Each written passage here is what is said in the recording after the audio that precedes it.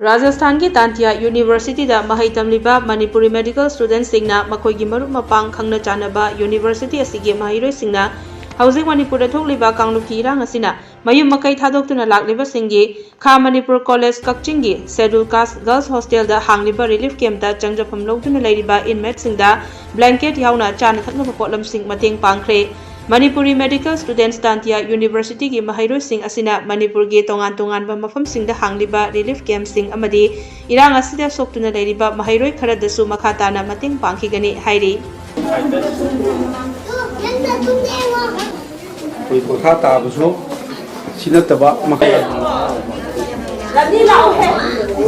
Tantia University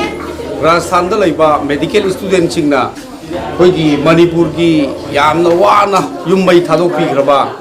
aduga sen thungi pibam yamna wara mafam sida moi gi pungning da nungai jadaba aidi awaba mayam du khallu matungda moi gi tarap tagi sinjar matungda ngasi koina blanket kharaga koi acha tha kharaga relief camp da laiba sing sida koi gi student sing gi guardian singna student sing du mahut chilla matungda koi ngasi sida por chai khartang thinjar pane Haukiba Megi Tarik Ahumdagi Manipur da Tholuliba Sigumlaba Kangluki Irang asi ikoi Serok Sunu Ladiba area Singasida Tamna Chandurokidone ikoi Haukiba Megi Tarik Kungamapan Kaksin da Sigumlaba Relief Camp Singasi Hangir Kiban Nasi Kha Manipur College Scheduled Caste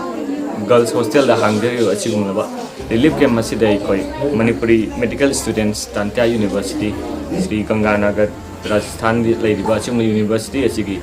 Satra Satri Singna, Angamba, Pesa Kainadana, Eko Ladiba Relief Camp Masigi, inmate Singda,